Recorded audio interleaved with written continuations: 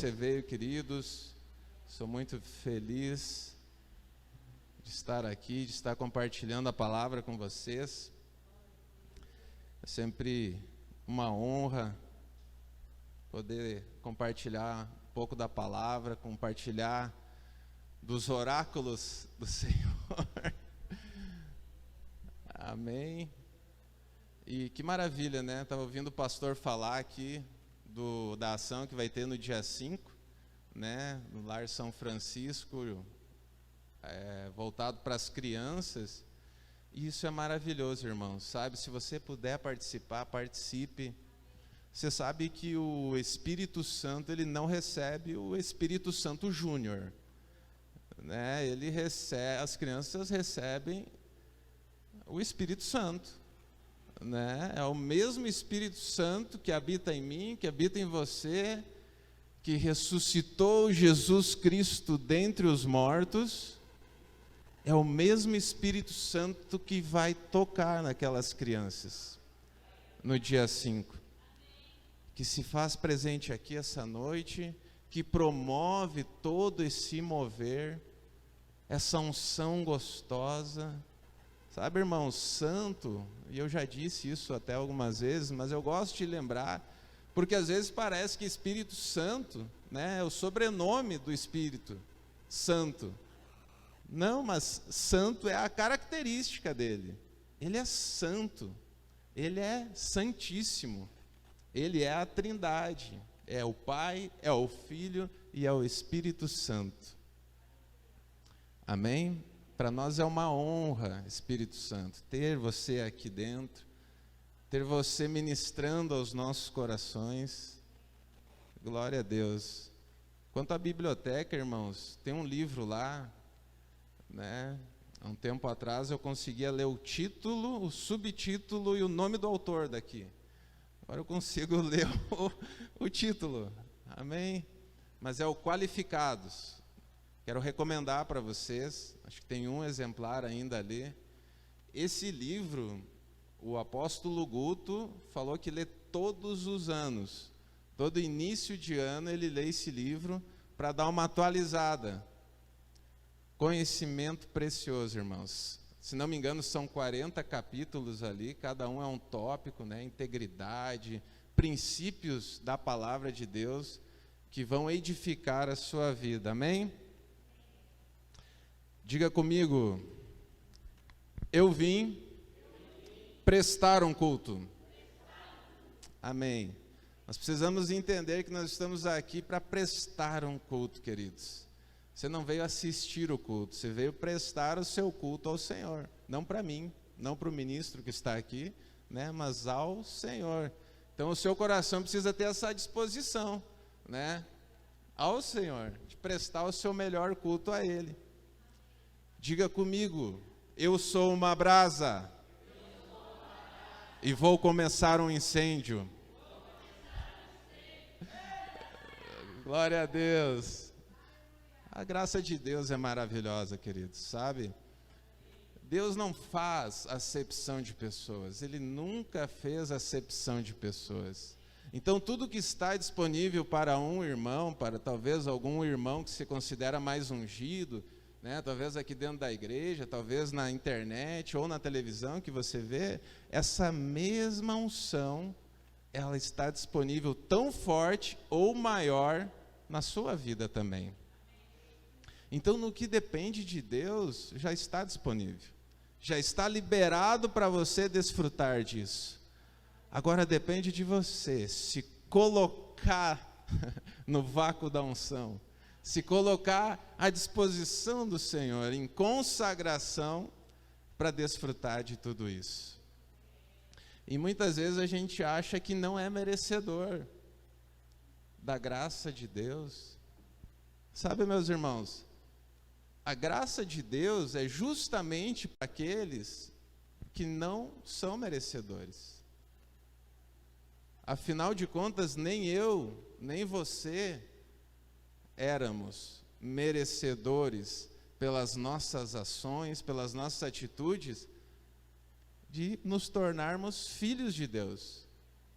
Mas pela graça dele, pelo amor abundante, transbordante de Jesus, do nosso Deus, do Espírito Santo, da palavra que se fez carne, nós nos tornamos justos, dignos de ser chamados, de nos achegarmos no Santo dos Santos.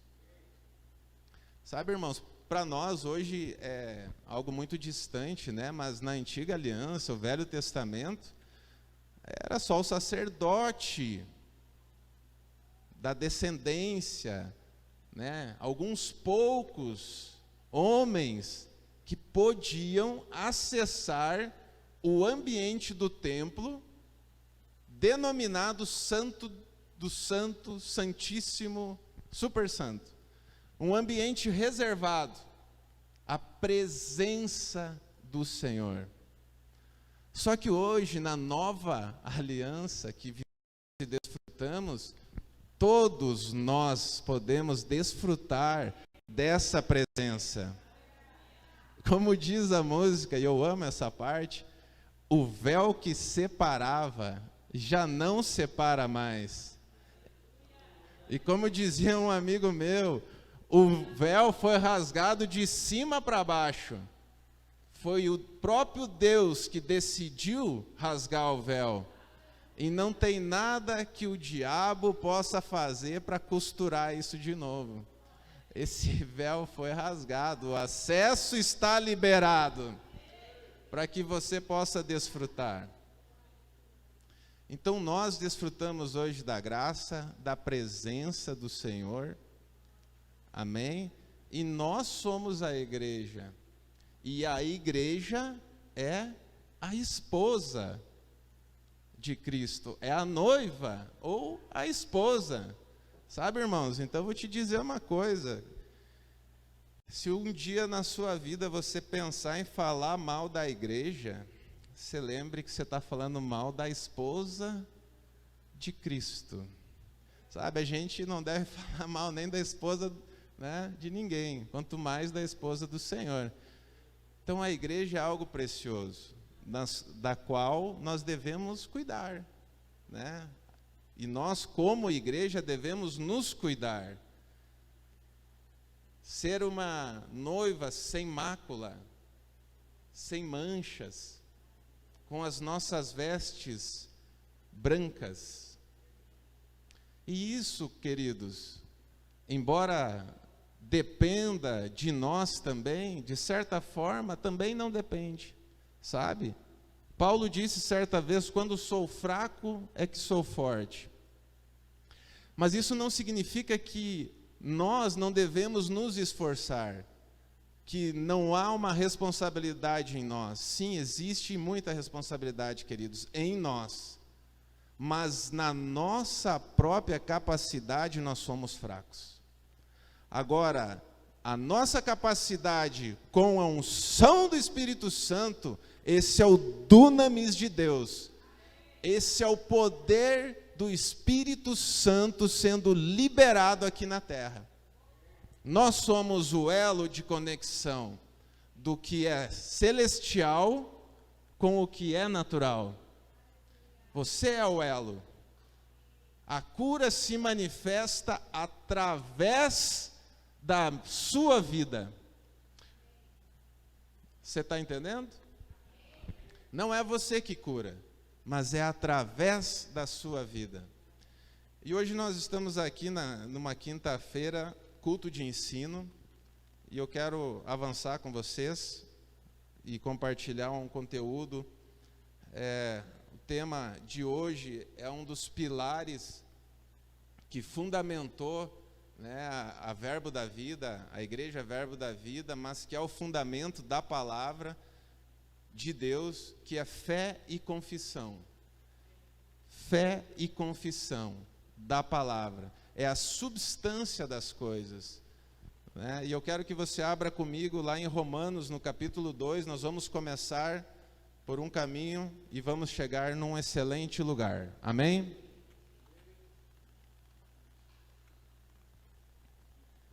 Fé e confissão, a substância das coisas. Romanos 2, no capítulo 21 nos fala: pois então, tu que tanto ensinas a outros, por que não educas a ti mesmo? Aleluia. Tu que pregas que não deve furtar, furtas? Eu estou passando aqui na King James, se você está passando aí, King James atualizada. 22. Tu que ensinas que não deve cometer adultério, adulteras? Tu que abominas os ídolos, mas lhe roubas os templos? Tu que te orgulhas da lei, desonra a Deus, desobedecendo a própria lei? 24. Pois como está escrito, por vossa causa o nome de Deus é blasfemado entre os povos. Segura um pouquinho aí. Olha só que interessante, irmãos, o que ele está falando aqui nesse contexto, né? Só para abrir um parênteses com vocês aqui. Muitas vezes a gente vê um irmão dentro da igreja, né? O irmão, a gente sai, a gente evangeliza, né? E às vezes encontra o irmão fazendo alguma coisa errada lá fora. Qual que é o nosso julgamento? Julgar, né? A gente acaba julgando, mesmo que inconscientemente. Pô, o irmão estava lá na igreja com as mãos levantadas, gritando, dançando, mas aqui fora, né? Aleluia. Misericórdia a vida do querido, sabe? Nós não devemos julgar, irmãos, sabe? Esse é uma postura e é uma responsabilidade do Senhor julgar essa pessoa. Afinal de contas, a misericórdia está disponível para você, se você se arrepender e pedir perdão. Amém? Mas o que Paulo está falando aqui é que essas pessoas, dentro desse contexto, quando fazem esse tipo de coisa, estão passando uma imagem negativa entre todos os povos. É isso que ele está falando aqui no versículo 24. Por vossa causa o nome de Deus é blasfemado entre todos os povos, né? E você já deve ter ouvido na própria televisão, né, relatos de pastores, né, que fazem uso do púlpito para se beneficiar, para botar dinheiro no bolso, entende? E eu vou te falar, por muito tempo eu era uma pessoa que tinha resistência à igreja por, né, esses maus testemunhos que a gente vê aí fora. Esse é o melhor exemplo, talvez, para ilustrar o que Paulo está falando aqui nesse momento, nesse contexto. É uma ilustração, amém? Só que isso não é uma regra.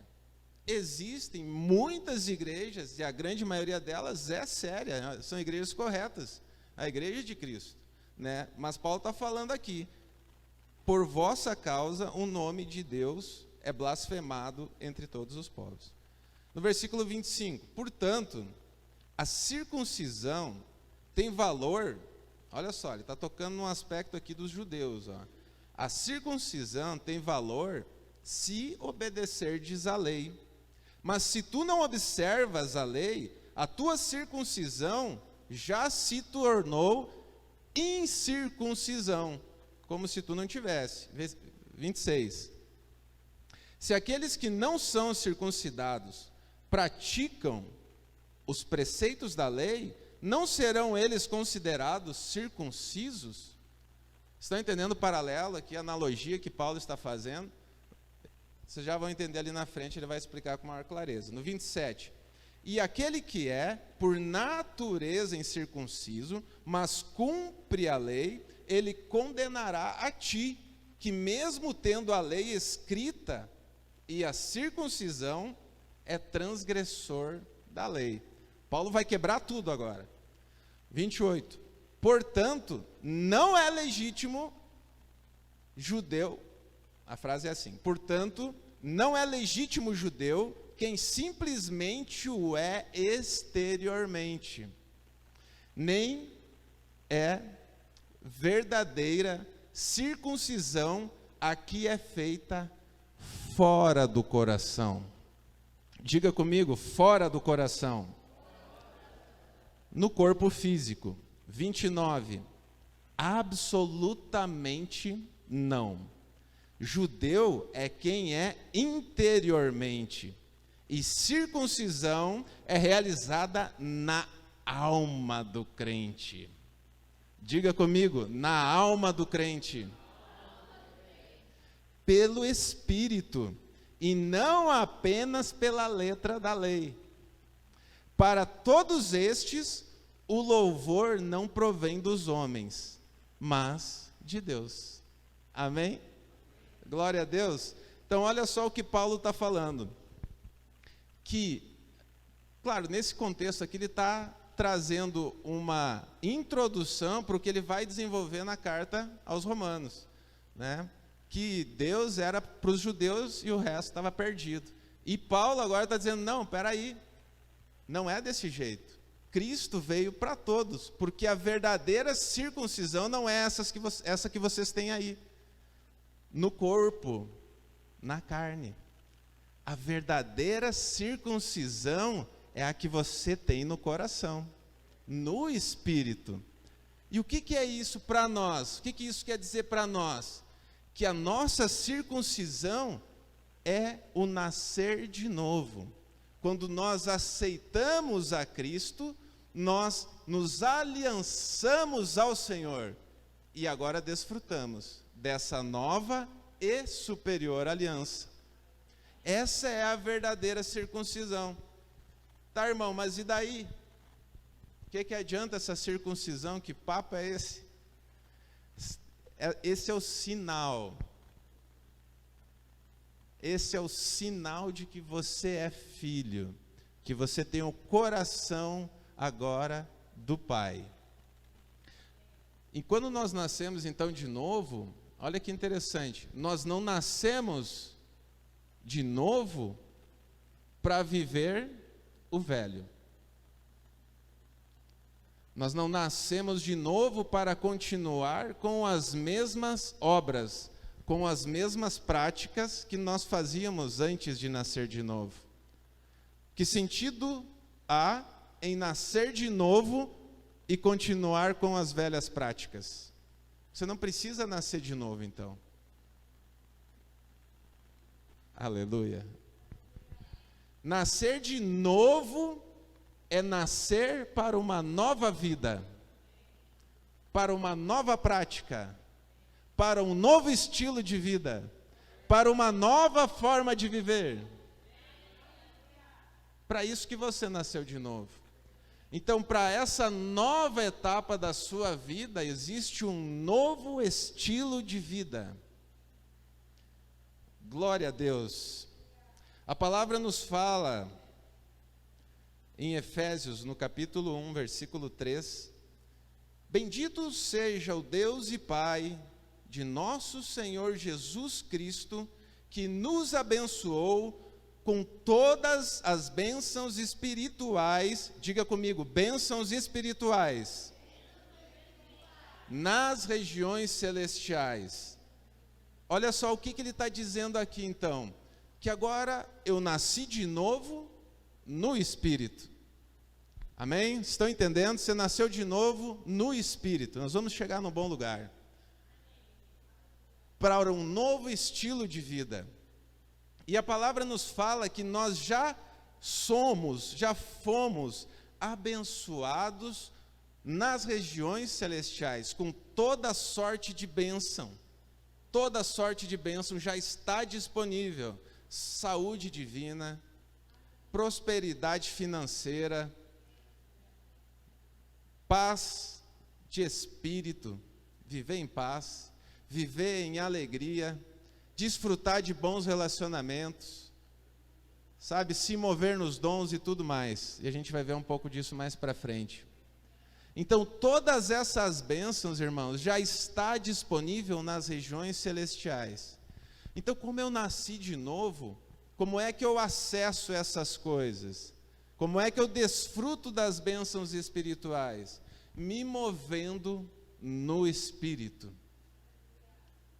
Me movendo no Espírito. E não é daquele jeito, né, como no desenho animado. Estou no Espírito. Estou me movendo no Espírito. Se mover no Espírito é andar em linha com a palavra. É andar produzindo o fruto do Espírito. Que nós vamos ver em Gálatas, no capítulo 5, versículo 16.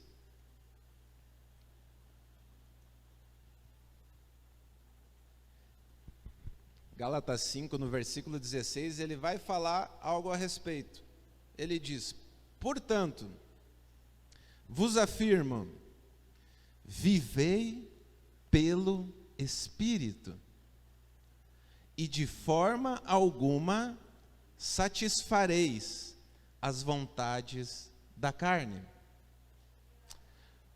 Olha só, no versículo 17: porquanto a carne luta contra o Espírito, e o Espírito contra a carne. Como você sabe, irmãos, nós também, a exemplo de Deus, somos um ser trino. Ele é Pai, Filho e Espírito Santo. Nós somos um espírito, temos uma alma e habitamos em um corpo. Nós somos um homem em 3 dimensões. Então, o nosso espírito que nasceu de novo, agora, em Cristo, habita nas regiões celestiais, e essa conexão através do meu ser tem uma batalha aí para resolver, que é o que Paulo está falando aqui no versículo 17 de Gálatas 5.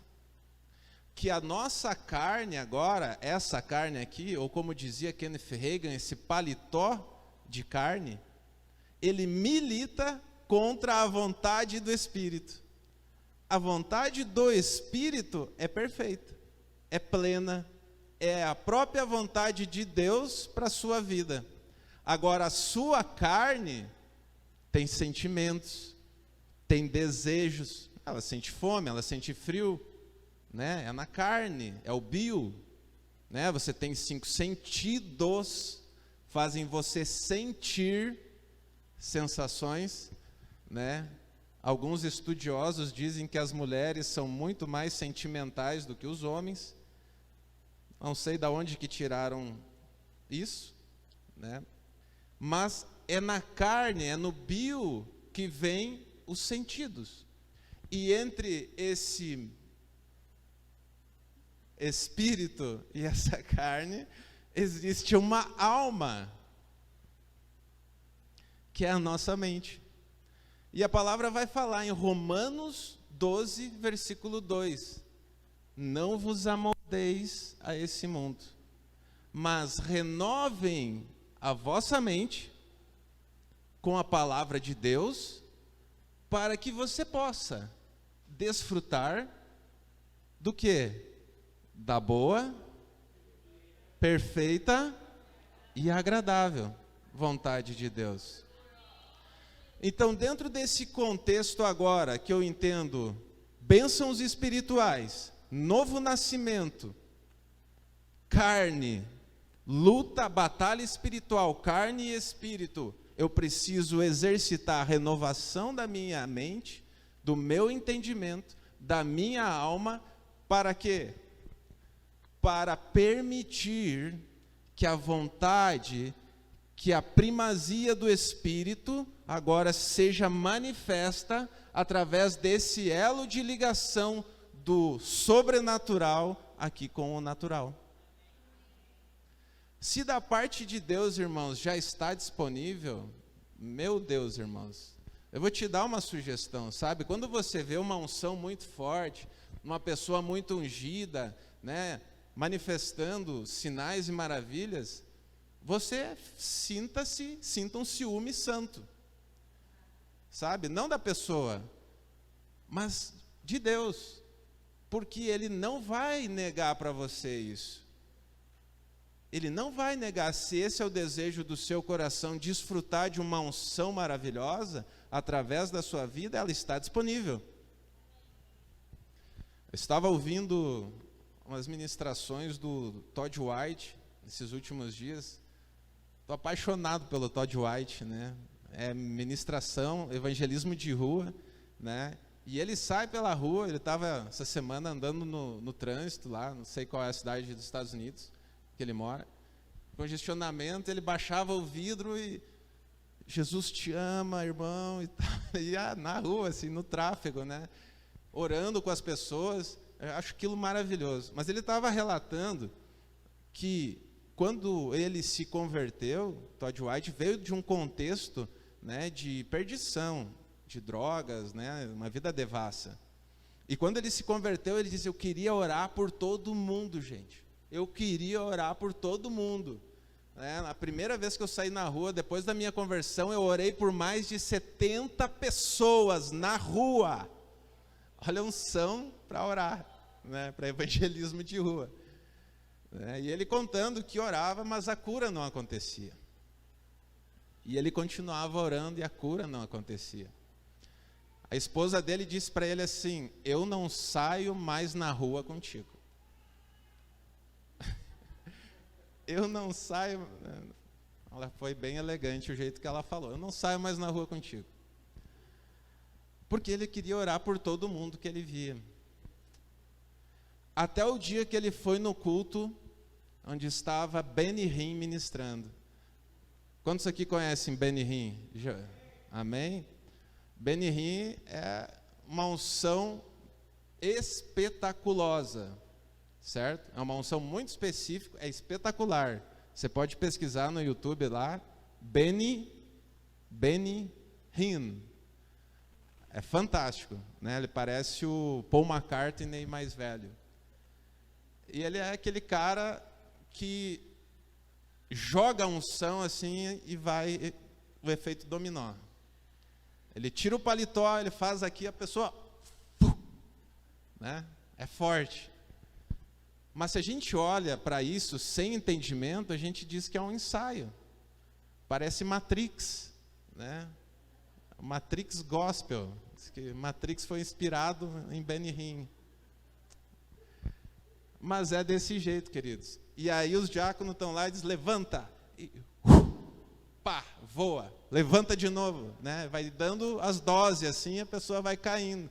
Vai uns velhinhos lá, irmão, você vai quebrar o velho no meio. Voa, né? Mas ali o câncer é despedaçado, né? Acontece maravilhas, irmãos. Cai o velho, cai o diácono, cai todo mundo junto, sabe? Tem uma passagem, um vídeo lindo. Coral gigante, deve ter mais de 100 pessoas no coral. Ele está ali ministrando, derrubou todo mundo já. Aí ele olha para o coral, santo, santo. Daí, todos vocês deem as mãos agora, em inglês, né? Isso foi língua estranha. Coral, arquibancadas. Ele, receba! Coral, todo cai. Lindo de ver, né? Mas aí, se a gente olha para esse cenário sem entendimento, a gente diz: qual é? Qual é a dele? E a pessoa vai no culto para assistir o culto, com a roupa limpa, cai no chão, volta sujo para casa. Né? Está escandalizando as pessoas. Não tem entendimento do que está acontecendo ali. Então o Todd White estava relatando que quando ele foi, o Benny Hinn olhou para ele, mandou ele subir, e foi umas 3 doses nele. Né? Levanta, derrubava, levanta, derrubava e tal. E depois daquilo, irmãos, houve uma transferência de unção. Eletricidade. Eletricidade. Ele dizia: eu senti a eletricidade no meu corpo. Né? A Bíblia relata, se não me engano, no livro de Atos, que as pessoas traziam lenços, objetos pessoais, para que Paulo abençoasse. E através desses elementos as pessoas eram curadas. Sabe, irmãos, essa transferência de unção é bíblica. Sabe, não são amuletos para você ter em casa. Amém? Isso não é uma doutrina também, certo? Mas é uma transferência de unção. Então, nós precisamos também estar disponíveis para receber de uma unção específica. Nós vamos ter agora aqui em março, né, um grande homem de Deus ministrando aqui. Você já gera expectativas, muito usado em cura, né? Vai estar ministrando aqui para nós. Se coloque à disposição para receber. Vai ser fantástico. Sabe? E aí o Todd contando que a partir desse momento, quando ele orava pelas pessoas, as pessoas eram curadas. Não era pelo Benihim, mas era algo que foi transferido, uma unção específica, imposição de mãos. Amém, irmãos? Então aqui, nós fechamos o parênteses aqui, voltamos para o versículo 17. De Gálatas 5, porquanto a carne luta contra o espírito contra a carne, e eles se opõem um ao outro. Eles se opõem um ao outro, é bizarro, né? Um psiquiatra vai dizer que você é esquizofrênico. Uma guerra interna acontece dentro de você, por isso que às vezes você se vê em conflitos ideológicos.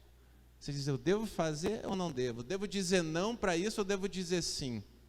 Porque há uma batalha espiritual. E se você não conhece o que está escrito na palavra, você vai ser enganado. Diga comigo, eu não vou ser enganado. Aleluia. Glória a Deus. Então, um se opõe ao outro, de modo que não consegues fazer o que quereis. Você acaba não conseguindo fazer o que quereis. 18, contudo. Diga comigo, contudo. Se sois guiados pelo Espírito, já não estáis subjugados pela lei. Então, se você é guiado pelo Espírito, se agora você já domou, se você já domestificou a sua carne, você já subjugou a vontade da sua carne. Sabe? Incrível Hulk.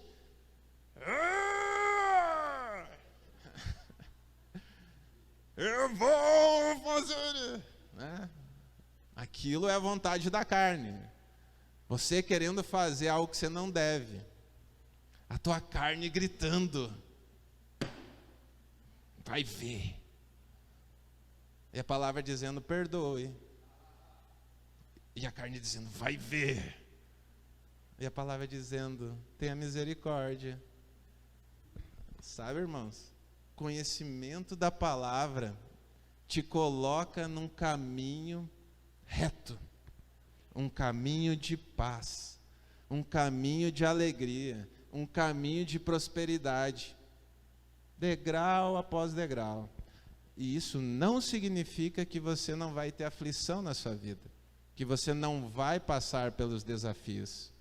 A diferença é como você